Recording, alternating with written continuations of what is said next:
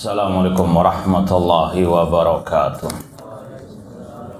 Innal hamdalillah nahmaduhu wa nasta'inuhu wa nastaghfiruh wa na'udzu billahi min syururi anfusina wa min sayyiati a'malina. Man yahdihillahu fala mudhillalah wa man yudlil fala hadiyalah. Asyhadu an la ilaha illallah wahdahu la syarikalah wa asyhadu anna Muhammadan abduhu wa rasuluh. Ya ayyuhalladzina amanu taqullaha haqqa tuqatih wa la tamutunna illa wa antum muslimun. Ya ayyuhan nasu taqu rabbakumul ladzi khalaqakum min nafsin wahidah wa khalaqa minha zawjaha wa batha minhuma rijalan katsiran wa nisaa'a wattaqullaha alladzi tasaaluna bihi wal arham innallaha kana 'alaikum raqiba.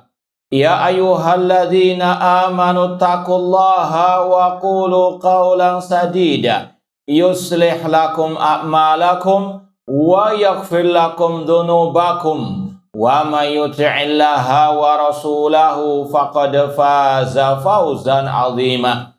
Amma ba'd, fa inna asdaqal hadithi kitabullah wa khairal hadi hadi Muhammadin sallallahu alaihi wasallam wa syaral umuri muhdatsatuha wa kulla muhdatsatin bid'ah wa kulla bid'atin dhalalah wa kulla dhalalatin finnar.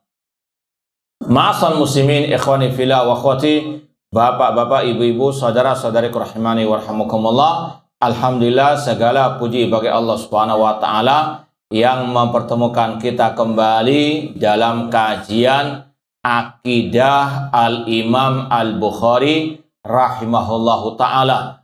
Semoga Allah subhanahu wa ta'ala senantiasa memberikan kepada kita keistiqomahan dalam belajar akidah ulama Ahlus Sunnah, ulama salaf, dan berpegang teguh dengannya sampai akhir hayat kita nanti. Sekarang kita sampai pada poin yang keempat.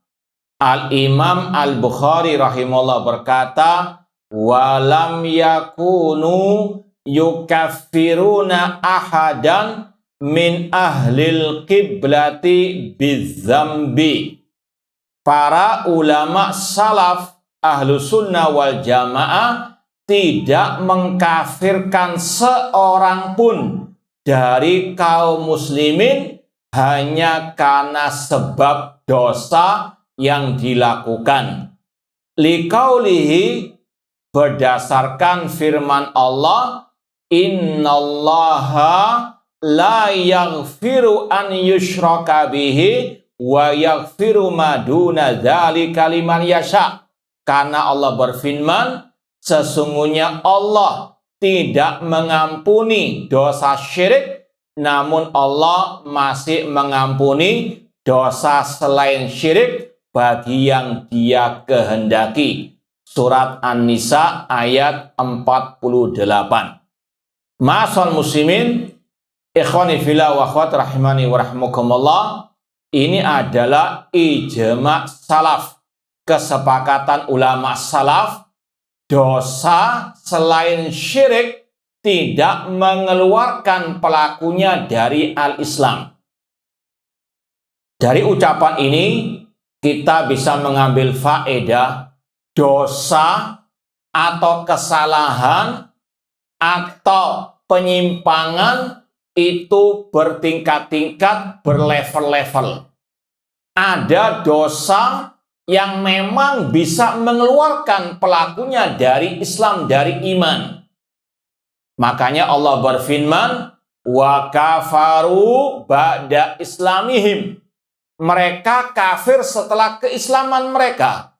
Qad kafartum ba'da imanikum. Kalian telah kafir setelah keimanan kalian. Ini dosa yang paling berbahaya, yang dinamakan oleh para ulama dengan nawaqidul Islam, pembatal-pembatal keislaman. Kalau orang itu jatuh ke dalam pembatal keislaman ini, bisa keluar dari al-Islam. Sebagaimana orang wudhu bisa batal. Ya, sebagaimana juga tadi, orang itu muslim asalnya, tapi ketika jatuh ke dalam dosa yang dinamakan pembatal-pembatal keislaman, dia bisa keluar dari Islam. Ini dosa yang sekali lagi paling berbahaya. Kemudian yang kedua, dosa yang tidak sampai mengeluarkan dari al-Islam. Baik itu yang dinamakan bid'ah ataupun maksiat. Ini level dosa kesalahan. Tidak satu tingkat, tidak satu level. Makanya Imam Al-Bukhari dalam kitab Sahih Bukhari beliau mengatakan dalam Kitabul Iman, bab al-ma'asi min amril jahiliyah la yukaffar atau la yakfur murtakibuha illa bisyirki. Dosa maksiat atau kemaksiatan itu termasuk perkara jahiliyah. Tidak kafir pelakunya kecuali dengan kesyirikan. Apa itu syirik? Yaitu menyekutukan Allah dengan selain Allah dalam ibadah. Misalnya berdoa kepada Nabi, ya Muhammad, tolonglah aku, berilah aku syafaatmu. Wahai wali fulan, wahai Syekh Abdul Qadir Jailani, sembuhkan penyakitku. Ini yang namanya syirik kepada Allah. Berdoa kepada selain Allah. Doa adalah ibadah. Doa harus diserahkan kepada Allah. Iyyaka na'budu wa iyyaka nasta'in. Kalau dia beribadah, berdoa kepada selain Allah, itu yang namanya syirik. Sebagaimana yang Allah firmankan, wala tad'u min dunillah ma la yanfa'uka wa la yadurruka fa in fa'alta fa innaka idam minadh dhalimin. Jangan engkau berdoa kepada selain Allah yang tidak bisa mendatangkan manfaat ataupun madarat. Jika engkau tetap berdoa kepada mereka, engkau termasuk orang dhalimin. Kata ulama tafsir, minal musyrikin, termasuk orang yang berbuat kesyirikan. Ini dosa yang paling berbahaya, dosa syirik. Dan ini yang bisa mengeluarkan orang dari al-Islam. Meskipun nanti akan ada perincian, ada bedanya menghukumi secara umum, global, dengan menghukumi secara individu. Cuma ini yang dikatakan oleh Allah tadi, dosa syirik tidak ada ampun, tidak ada maaf kalau orang itu tidak bertobat sebelum meninggal dunia. Allah mengatakan dosa ada dua, dosa syirik gak ada ampun, namun dosa selain syirik masih ada harapan diampuni. Maka dari sinilah kita tahu tadi dosa itu berlevel-level, tidak satu level. Dan ini juga berkaitan dengan sikap kita terhadap para pelakunya. Harus juga berbeda. Kalau orang itu berbuat syirik, harus lebih dibenci dibandingkan yang berbuat maksiat. Seperti yang sudah pernah kita sampaikan dalam pembahasan kitab Al-Usul Sittah sebelum pembahasan kitab ini. Bahwasanya dosa syirik yang paling berbahaya, pelakunya yang paling jelek. Sebagaimana kata Allah, innalladzina kafaru min ahlil kitabi wal musyrikin fi nari jahannam khalidina fiha ulaika hum syarrul bariyah. Sesungguhnya orang kafir dari ahlul kitab dan orang musyrikin, mereka kekal dalam api neraka jahanam, merekalah sejelek-jelek makhluk. Kalau kita benci kepada koruptor, maka harus lebih benci kepada orang yang berbuat syirik, yang kerjaannya mengkeramatkan kuburan, mengkeramatkan pepohonan atau apalah yang mereka sembah selain Allah Subhanahu wa ta'ala. Di antara bentuk penyembahan yaitu tadi berdoa kepada selain Allah, minta barokah kepada kuburan keramat, kepada wali yang telah mati. Sedangkan al-barokah dari Allah Subhanahu wa ta'ala. Kita ketika misalnya mendoakan orang yang baru menikah, minta barokah kepada siapa? Allah barakallahu laka wa baraka alaika. Semoga Allah memberkatimu. Bukan wali fulan yang memberkati. Na'udzubillah min dzalik. Kalau ada yang meminta barokah kepada selain Allah, ini yang namanya asyirku billah. Maka sekali lagi Allah telah membedakan dua dosa. Maka jangan dibalik. Benci misalnya kepada koruptor, namun nggak benci kepada yang berbuat syirik. Dalam Islam yang berbuat syirik itu yang lebih harus dibenci, dijauhi dibandingkan pelaku dosa ataupun maksiat yang selain syirik. Ma'asal muslimin, ikhwani fillah wa akhwati rahimani wa rahimakumullah, di antara akidah Ahlussunnah sepanjang masa, ijma' salaf tentang akidah, di antaranya pelaku dosa selain syirik, selain yang membatalkan keislaman tadi, tidak mengeluarkan orang dari al-Islam, dari iman. Contoh, orang yang berzina, orang yang meminum minuman keras, orang yang mencuri, merampok, atau yang korupsi tadi. Mereka berbuat dosa, namun statusnya masih mukmin, namun kurang imannya. Atau dalam ungkapan ulama, mukmin bi imanihi fasikun bi fisqihi. Dia mukmin dengan keimanannya, namun dia fasik dengan kefasikan, kemaksiatannya. Ya, maka harus betul-betul dipahami akidah Ahlussunnah yang satu ini. Dan inilah yang membedakan antara Ahlussunnah dengan kelompok teroris yang merupakan anak cucu kelompok Al-Khawarij. Sudah pernah kita singgung, nenek moyang kelompok sesat. Ini sekedar tombongan tuh. Ini sudah kita sampaikan pada awal-awal kajian mungkin. Ada 4 kelompok sesat atau nenek moyang kelompok sesat yang dikatakan oleh ulama tabi'in yang bernama Abdullah bin Mubarak rahimahullah. Ada yang bisa menyebut? Nah, sekedar obat ngantuk. Sebutkan 4 nenek moyang kelompok sesat.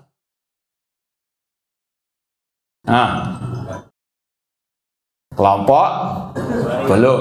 Khawarij, Syiah Rafidhah, Yang ketiga? Belum. Belum, yang dikatakan oleh Abdullah bin Mubarak. Al-Qadariyah. Murji'ah. Kata Abdullah bin Mubarak rahimahullah ketika menjelaskan hadis perpecahan umat, Rasul kan bersabda, "Sataftariqu hadil ummah ala salasin wa sab'ina firqah." Umat Islam terpecah menjadi 73 kelompok. Semuanya diancam masuk neraka. Kata Abdullah bin Mubarak, yang sesat 72. Aslu isnataini wa sab'ina hawan arbatu ahwa. Kata Abdullah bin Mubarak, nenek moyang 72 kelompok yang sesat ada 4. Syiah Rafidhah, Al-Khawarij, Al-Qadariyah, Al-Murji'ah. Memang sebagian ulama yang lain mengatakan ditambah Jahmiyah. Cuma yang kita inginkan tadi dari ucapan Abdullah bin Mubarak rahimahullahu ta'ala. Al-Mu'tazilah itu nanti gabung dengan Al-Qadariyah. Cuma tadi kita mau teks ucapan ulama tabi'in yang bernama Abdullah bin Mubarak rahimahullahu ta'ala. Salah satu nenek moyang kelompok sesat yaitu tadi Al-Khawarij. Apa kesesatannya? Di antaranya bab yang satu ini. Mereka mengkafirkan pelaku dosa besar. Pezina, pencuri, pelaku dosa semuanya mereka katakan kafir, keluar dari Islam. Dan ini juga pernah kita singgung dalam pembahasan definisi iman. Dan ini sudah dibahas di awal kitab ini. Iman, kata para ulama Ahlussunnah, itu bercabang sebagaimana kata Rasul. Al-iman bid'un wa sab'una syu'bah. Iman memiliki 70 lebih cabangnya. Yang paling tinggi ucapan la ilaha illallah, yang paling rendah menyingkirkan gangguan dari jalan. Al-haya, rasa malu, bagian dari iman. Iman itu bercabang. Kalau menurut Khawarij tidak, iman satu kesatuan. Kalau satu hilang, habis sudah hilang. Itu yang mereka apa? Pahami. Ini menyelisih hadis Rasul tadi.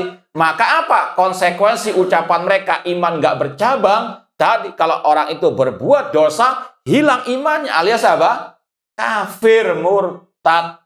Yaitu kelompok Al-Khawarij. Dan ini juga diwarisi oleh kelompok teroris sekarang ini. Di antara sebabnya, mengapa mereka membuat teror, membuat kekacauan di tengah umat Islam, karena akidah mereka pelaku dosa besar, terutama nanti akan ada pembahasan lebih lanjut, yaitu masalah tidak berhukum dengan hukum Allah, langsung mereka katakan kafir, murtad. Kalau negara nggak berhukum dengan hukum Islam, kata mereka, presidennya kafir, MPR-nya, DPR-nya, menterinya, rakyatnya, aparat keamanannya mereka kafirkan. Dan itu sekali lagi bukan halusinasi kita. Di rumah saya ada bukunya mereka. Kafir tanpa sadar. Ungkapannya mirip dengan tadi. Kalau negara sudah nggak berhukum dengan hukum Allah, presidennya semuanya, bahkan rakyatnya kafir, aparat keamanannya sampai hansipnya, satpamnya juga apa? Makanya mereka tidak aneh kalau ada aparat mereka apa? Mereka bunuh, mereka tembak, mereka bom dan seterusnya. Kenapa tadi? Mereka meyakini ini adalah tauhid kafir, antek-antek tauhid kafir. Ini warisan kelompok Al-Khawarij. Mereka juga pakai dalil surat Al-Maidah 44, wa malam yahkum bima anzalallahu faulaika humul kafirun. Barang siapa yang tidak berhukum dengan hukum Allah maka kafir. Tapi mereka tidak merujuk kepada tafsir ulama salaf. Di antaranya Abdullah bin Abbas, ahli tafsir dari kalangan sahabat. Ayat itu maknanya kufrun duna kufrin, kufur kecil, kufur yang tidak mengeluarkan dari al-Islam. Itu sama dengan perbuatan dosa. Orang yang tidak berhukum dengan hukum Allah secara umum itu masuk dalam kategori maksiat. Paham? Maka pelakunya sama dengan pezina, sama dengan pemabuk, sama dengan pecandu narkoba, sama dengan koruptor dan seterusnya. Mereka tidak dikeluarkan dari apa? Islam. Adapun Khawarij teroris, mereka mengeluarkan orang yang tidak berhukum dengan hukum Allah secara mutlak dari keimanan keislaman. Makanya akidah seperti ini harus disampaikan kepada umat, karena tadi yang melawan terorisme itu akidah salaf, yang bisa apa? Membantah mereka. Kemudian ulama Ahlussunnah di antara Imam Bukhari tadi ketika mengatakan pelaku dosa besar itu tidak kafir berdasarkan dalil yang sahih dengan pemahaman yang sahih juga. Contoh, tadi kelompok Khawarij mengatakan pencuri misalnya, itu kafir. Karena tadi keimanannya hilang, karena iman tidak bercabang, satu kesatuan hilang. Itu semuanya dalil akal, dalil hawa nafsu mereka. Adapun Ahlussunnah mengatakan kenapa pencuri tidak dikatakan kafir? Karena Allah berfirman, wasariqu wasariqatu faqta'u aydiyahuma. Laki-laki dan perempuan yang mencuri potonglah kedua tangan mereka. Kalau pencurian itu mengeluarkan dari Islam alias murtad, yang dipotong bukan tangannya namun lehernya. Man badala dinau faktulu. Rasul mengatakan barang siapa yang merubah agamanya alias murtad, bunuhlah. Yang membunuh, yang menghukum mati pemerintah kaum muslimin. Sedangkan pencuri tadi Allah hanya mengatakan potong apa? Tangannya. Berarti pencurian tidak sampai murtad atau kemurtadan. Pelaku dosa besar tidak murtad seperti pencurian tadi. Demikian pula membunuh, menumpahkan darah orang muslim, itu dosa besar tapi tidak mengeluarkan dari al-Islam. Dalilnya mana? Wa in ta'ifatani minal mu'mina qatatalu fa aslihu bainahuma. Apabila kedua kelompok dari orang beriman saling berperang. Nanya berperang, saling bunuh membunuh. Namun Allah masih menamakan mereka minal mu'minin. Maka pembunuhan bukan dosa yang mengeluarkan dari al-Islam. Tetap dosa, tetap harus diingkari. Cuma jangan kebablas sampai mengkafirkan. Inilah pertengahan ahlu sunnah. Ada dua kelompok yang berseberangan dalam bab ini. Kelompok tadi Khawarij yang mengatakan pelaku dosa besar murtad, keluar dari Islam, keluar dari iman. Lawannya Murji'ah yang juga nenek moyang kelompok sesat tadi. Murji'ah mengatakan pelaku dosa besar sempurna imannya. Kenapa mereka mengatakan itu? Ini berkaitan dengan definisi iman mereka. Kata mereka iman itu hanya keyakinan dan ucapan. Perbuatan nggak termasuk bagian keimanan. Orang berbuat apapun nggak mempengaruhi imannya. Imannya orang yang fasik sama dengan imannya Abu Bakar. Paham? Ini dua-duanya kelompok yang sesat. Ini ekstrem kanan, ekstrem kiri. Kelompok Khawarij mengeluarkan pelaku dosa besar dari keimanan. Kelompok Murji'ah mengatakan pelaku dosa besar sempurna keimanannya. Ahlus Sunnah pertengahan dalam segala hal. Dalam bab ini, Ahlus Sunnah mengatakan tadi, status pelaku dosa besar di dunia, dia masih mukmin, cuma kurang imannya. Mukmin dengan keimanannya, fasik dengan kefasikannya. Nggak sama dengan Khawarij, nggak sama dengan apa? Murji'ah. Dan ini yang diucapkan oleh Imam Al-Bukhari tadi. Mereka ulama salaf tidak mengkafirkan seorang pun dari kaum muslimin karena sebab dosanya. Dan ini juga sekaligus bantahan dakwah salafiyah kepada ahli bid'ah atau yang suka nyinyiri dakwah salafiyah atau yang mengatakan salafi wahabi, suka mengkafirkan mereka, pintu gerbangnya teroris.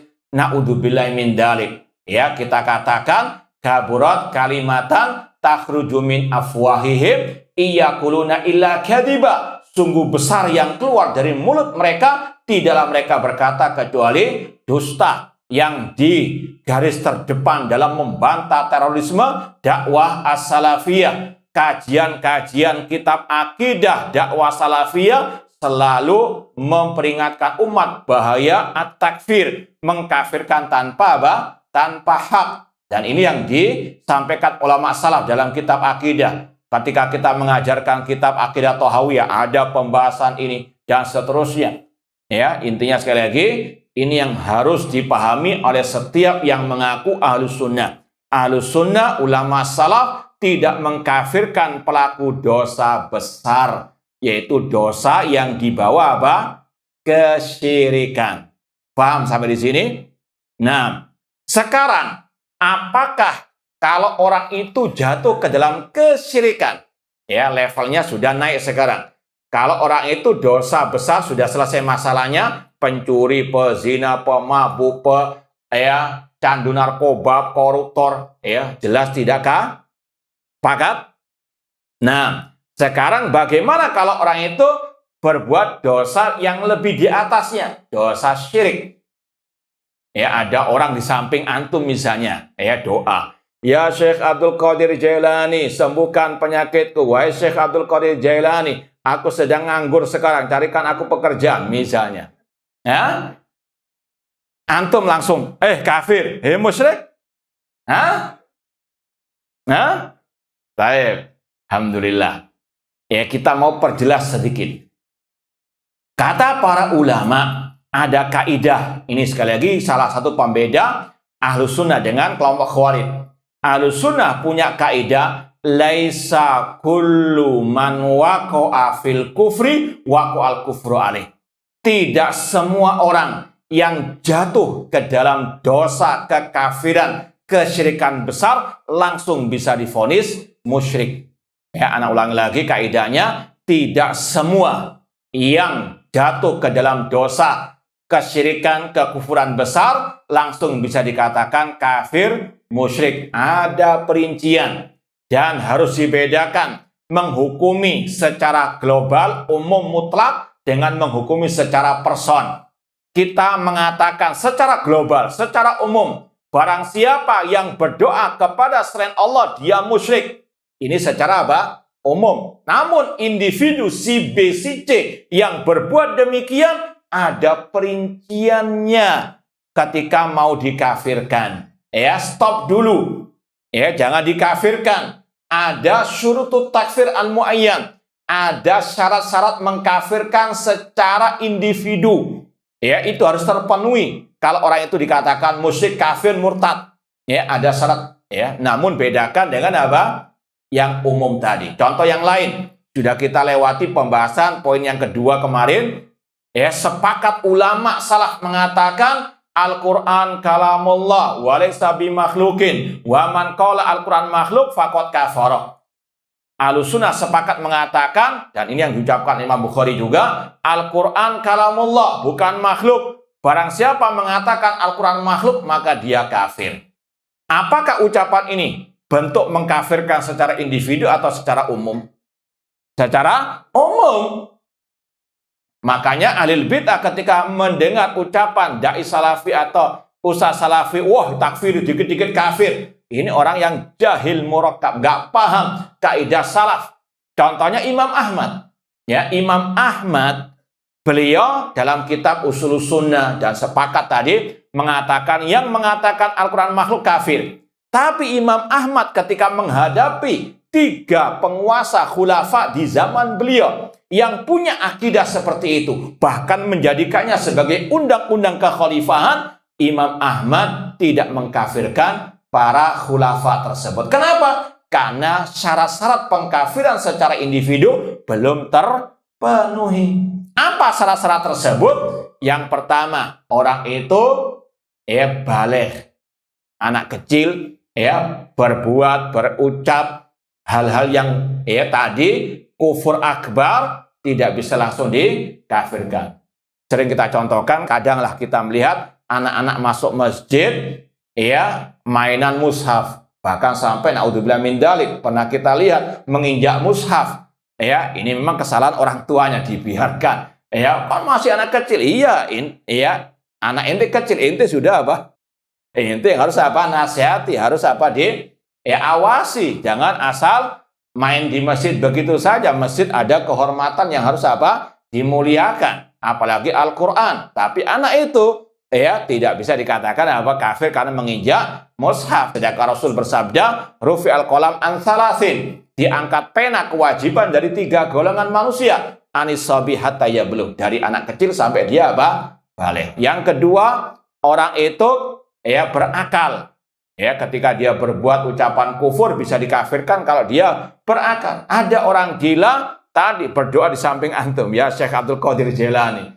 Orang gila jangan apa? Kafirkan.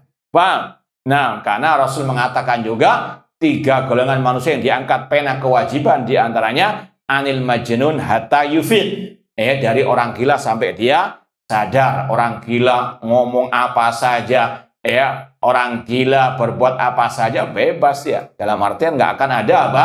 Dosa. Demikian pula nggak bisa dikafirkan. Makanya kalau orang itu asbun, orang itu asal ngomong, itu sama dengan apa? Baik. Yang ketiga, syarat pengkafiran secara individu harus dia berilmu, ditegakkan hujjah. Dalilnya mana?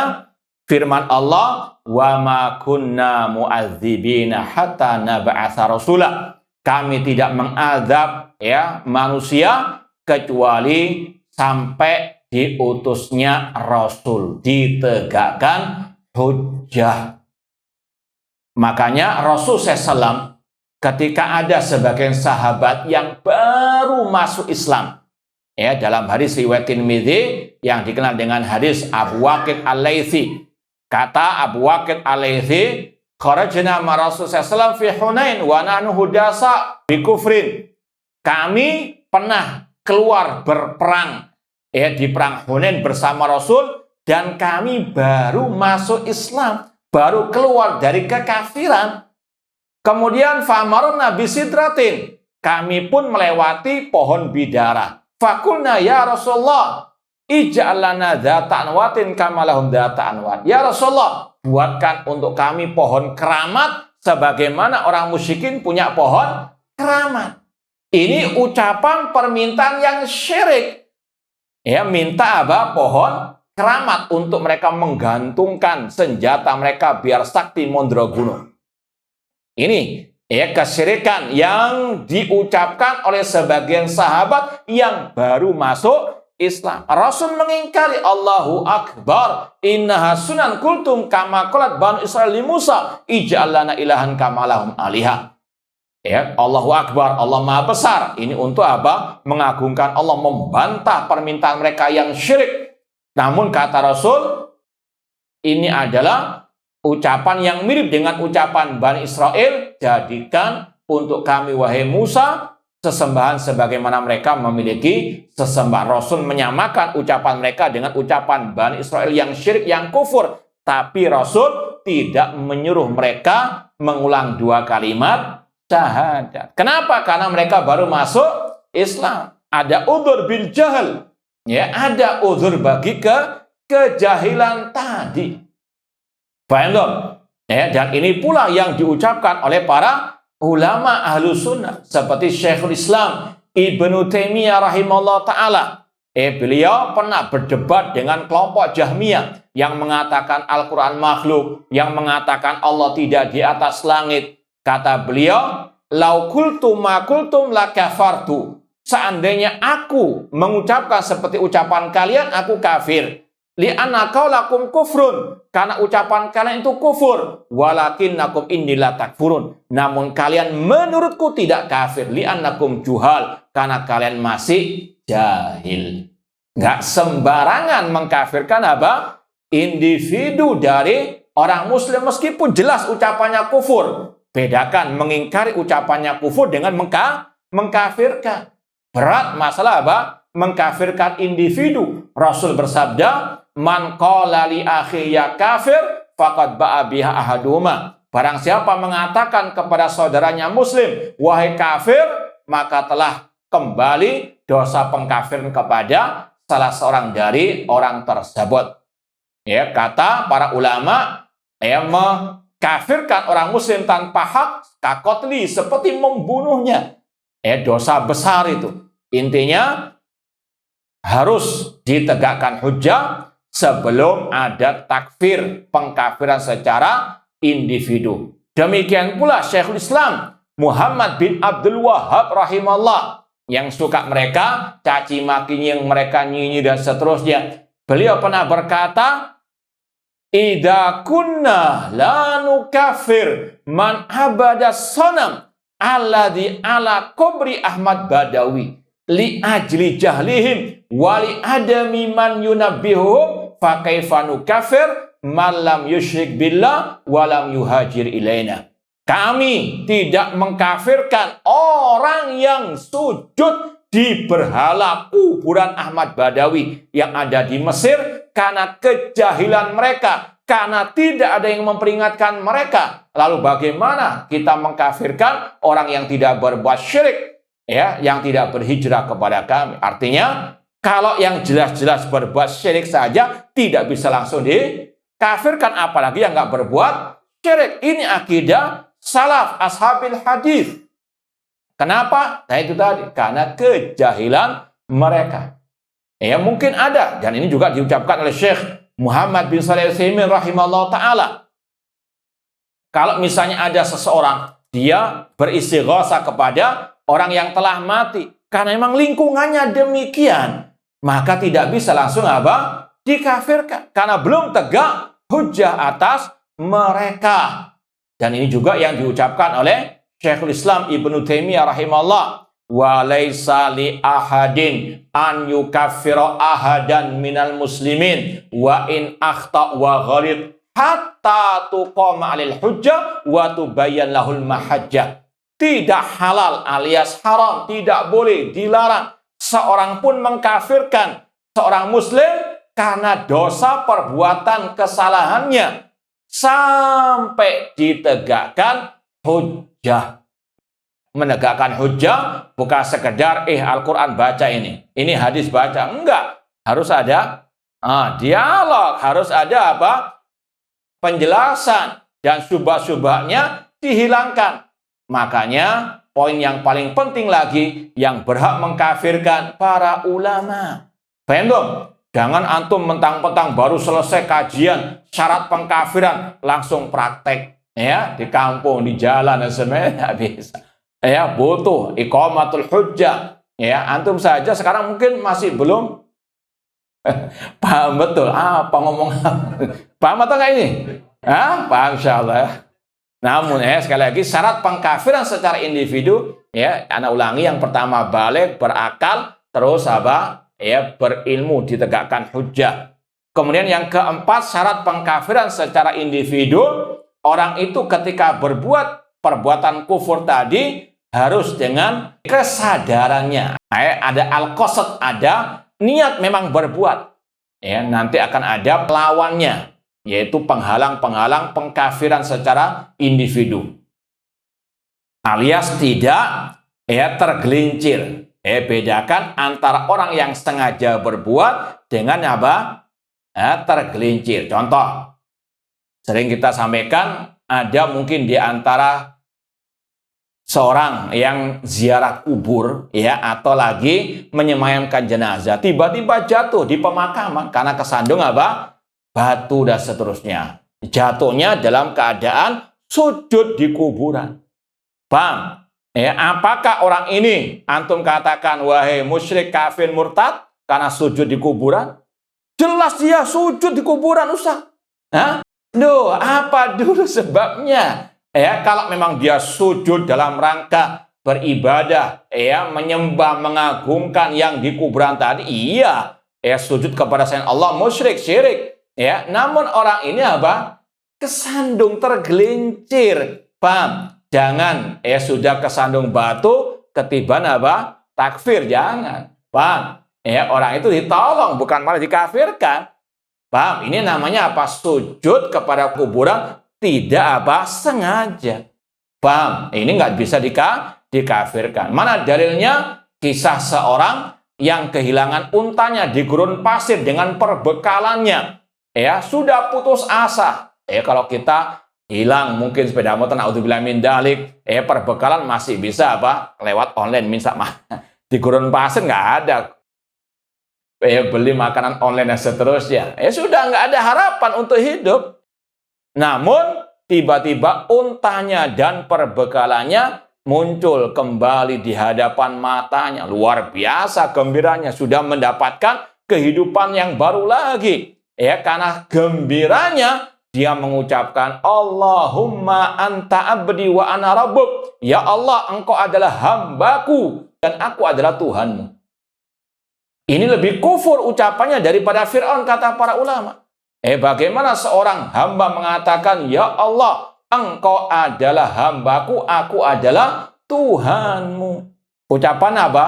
Kufur akbar, lebih kufur daripada ucapan Fir'aun ana rabbukumul a'la. Apakah Rasul mengkafirkan orang tersebut? Tidak, Rasul hanya mengatakan akhto'a, orang itu tergelincir, salah. Kenapa? Li syiddatil farah, karena sangat gembiranya. Bang, maka kalau ada misalnya orang, mungkin juga di antara kita, kadang ada ucapan-ucapan yang tergelincir, nggak sadar apa yang dia ucapkan. Keperucut kalau orang istilah orang Jawa, tergelincir, maka nggak bisa dikatakan apa? Kafir karena ucapannya, karena tidak ada kesengajaan. Paham dong? Nah, ini yang keempat syaratnya. Yang kelima syarat, orang itu bisa dikafirkan secara individu kalau dia berbuat dengan pilihannya sendiri, alias bukan keterpaksaan. Pilihan sendiri dia berbuat kekufuran tersebut. Seperti tadi misalnya dia memang sengaja sujud di kuburan tersebut untuk menyembahnya, untuk mengagungkan yang di kubur tersebut. Ini apa? Nggak ada apa? Alasan lagi. Ini perbuatan yang jelas-jelas kufur. Namun ada orang yang terpaksa. Misalnya sudah dikalungi celurit atau mungkin pistol sudah di kepalanya. Inti sujud di kuburan itu. Kalau enggak, anak tembak. Kalau enggak, anak bacok, anak bunuh. Misalnya. Betul-betul ancaman akan diwujudkan. Maka seandainya orang itu memenuhi ancaman tersebut, maka kata para ulama tidak kafir. Kenapa? Allah berfirman, man kafara billahi min ba'di imanihi illa man ukriha wa qalbuhu mutmainnun bil iman. Barang siapa yang kafir setelah keimanannya kecuali yang dipaksa, ya, dan hatinya tenang dengan keimanan. Dalam hatinya itu dia mengingkari, tapi karena terpaksa tadi, maka apa kata Allah, tidak kafir illa man ukriha wa qalbuhu mutmainnun bil iman. Ini sebagaimana kisah para sahabat dahulu ketika di awal-awal dakwah Rasul di kota Makkah tidak punya kekuatan, orang musyrikin memaksa sebagian para sahabat untuk mengakui berhala-berhala mereka sebagai sesembahan. Ya, kata Rasul, kalau itu dipaksa maka boleh. Maka turun ayat tadi, man kafara billah mim ba'di imani illa man ukriha wa qalbuhu mutmainnun bil iman. Dan kata Syekh Utsaimin dan juga ulama yang lain, secara asal hukumnya boleh-boleh saja menuruti, ya, menuruti paksaan tadi meskipun kufur syirik besar. Tapi permasalahan berikutnya, mana yang afdol? Melawan meskipun harus taruhan nyawa atau mengalah? Mana yang afdol? Ini pembahasan mana yang apa? Afdol. Kalau hukum asalnya tadi apa? Boleh mengikuti paksaan tadi. Nah, mana yang afdol? Maka kata Syekh Utsaimin dan juga ulama yang lain ada perincian. Kalau orangnya bermanfaat bagi umat dengan hartanya, dengan ilmunya dan sebagainya, lebih baik mengalah. Ya, karena manfaat. Misalnya dia donatur pondok pesantren ataupun yayasan yatim piatu dan sebagainya, manfaat hartanya untuk umat, lebih baik mengalah. Karena banyak apa yang membutuhkan bantuannya. Adapun yang hidupnya ya begitulah, nggak ada manfaat bagi dirinya, nggak, ya sudahlah, pengangguran sudah, jomblo lagi, lebih baik mati, insya Allah mati syahid, insya Allah. Itu ya fatwa sebagian para ulama, ya, lihat kondisinya. Ya, namun intinya boleh-boleh saja menuruti paksaan tersebut. Namun intinya pembahasannya, Ahlus Sunnah tidak gegabah dalam kafir mengkafirkan individu sampai terpenuhi apa? Syarat-syarat tadi. Dan yang paling berhak menghukumi si fulan murtad kafir dengan perbuatan syirik ataupun kufurnya tadi itu para al-ulama. Paham? Ini pembahasannya seorang muslim berbuat perbuatan kufur syirik besar, itu syarat-syarat pengkafirannya. Tapi kalau ada orang Nasrani, orang Yahudi, boleh nggak dikafirkan? Wajib, ya, karena Allah yang mengkafirkan mereka. Jangan gagal paham. Katanya nggak boleh Ustaz mengkafirkan. Ini mengkafirkan orang apa? Muslim. Pembahasannya min ahlil kiblah, orang yang sholat menghadap kiblat kemudian jatuh dalam dosa. Ya, maka ini perinciannya tadi. Adapun mereka nggak usah kita kafirkan, mereka sudah apa? Kafir. Innalladzina kafaru min ahlil kitab. Bahkan yang nggak mengkafirkan mereka, dia bisa kafir. Ya, dan ini juga dalam pembahasan 10 pembatal keislaman. Ya, kata para ulama, malam yukafir al musyrikin, au syakka fi kufrihim, au sahhaha madzhabahum faqad kafara. Barang siapa tidak mengkafirkan orang musyrikin, non-muslim, atau ragu dengan kekafiran mereka, atau membenarkan ajaran kufur mereka, maka dia yang kafir. Paham? Ini pengkafiran juga secara apa? Global. Namun intinya, ya, orang non-muslim itu kafir berdasarkan firman Allah. Paham?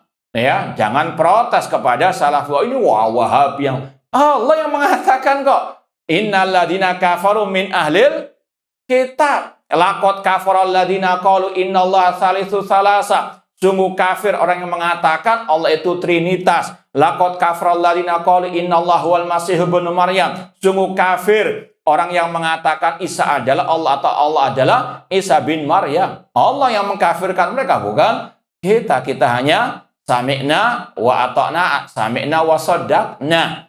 Paham dong?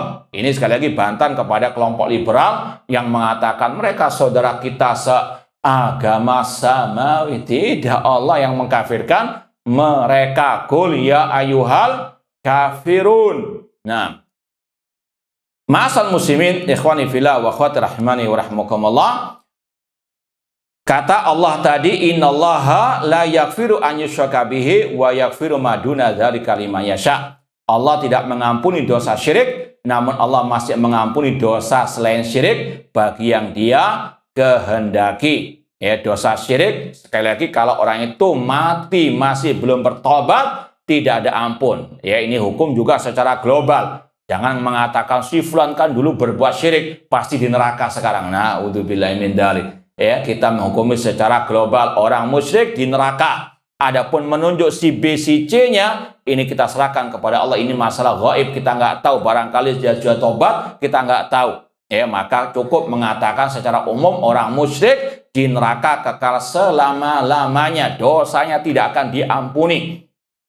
Adapun orang yang dia dulunya berbuat musyrik atau syirik, kemudian dia bertobat sebelum meninggal, ya mantaba taballahu alaihi, orang yang bertobat Allah apa? Terima tobatnya.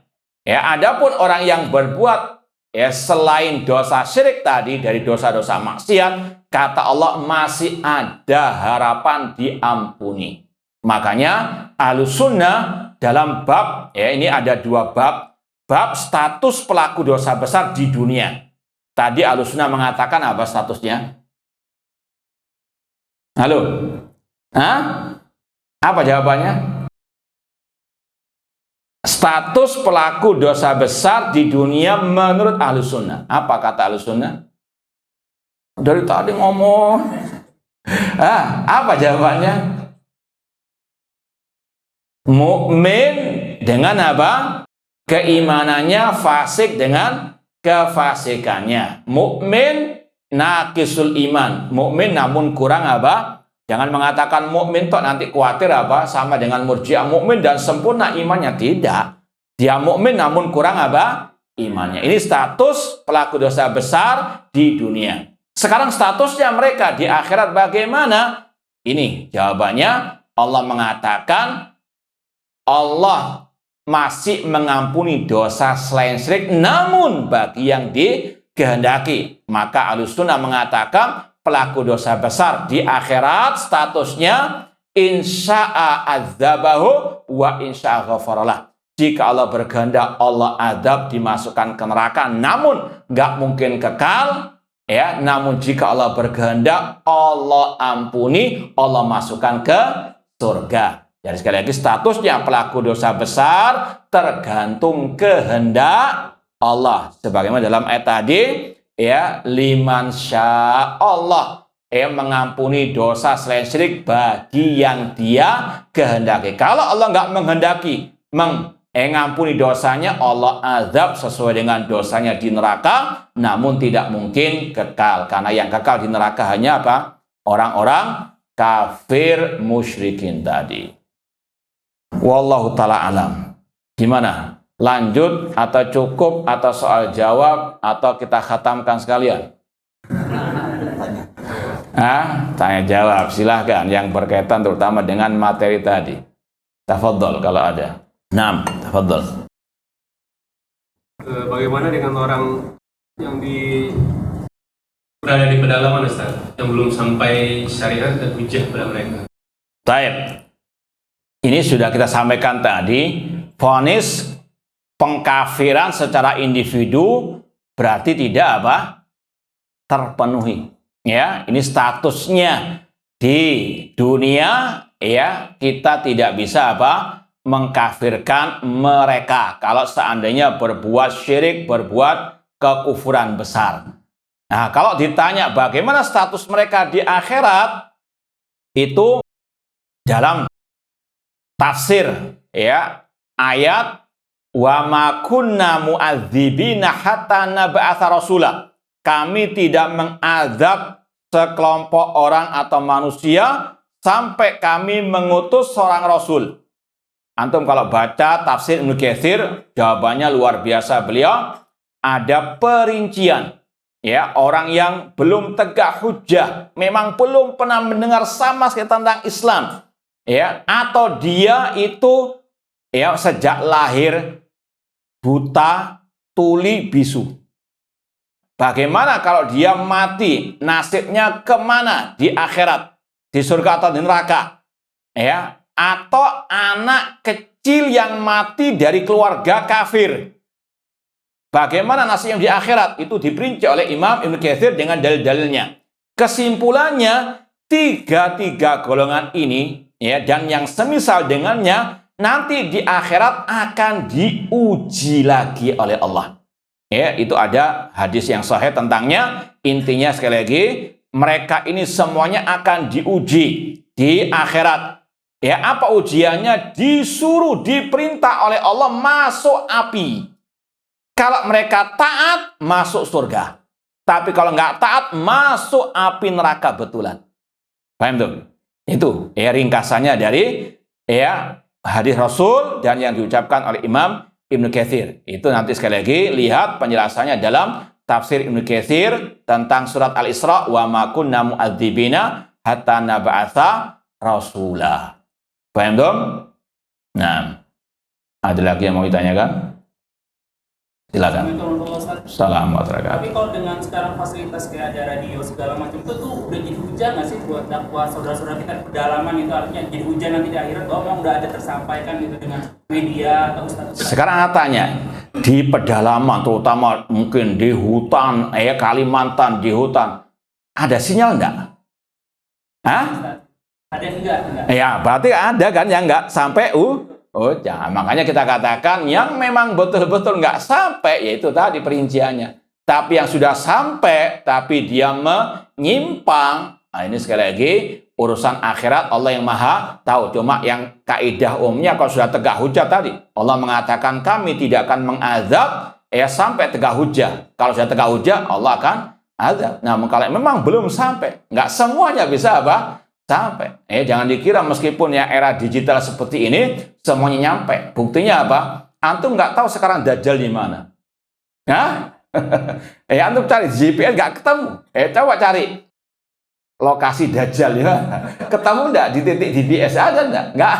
Jangan mengatakan di istilahnya era digital ini semua menguasai sebenarnya. Wa ma utitum minal ilmi illa qalila. Tidaklah kalian diberi ilmu kecuali apa? Sedikit. Meskipun sudah canggih seperti ini masih sedikit.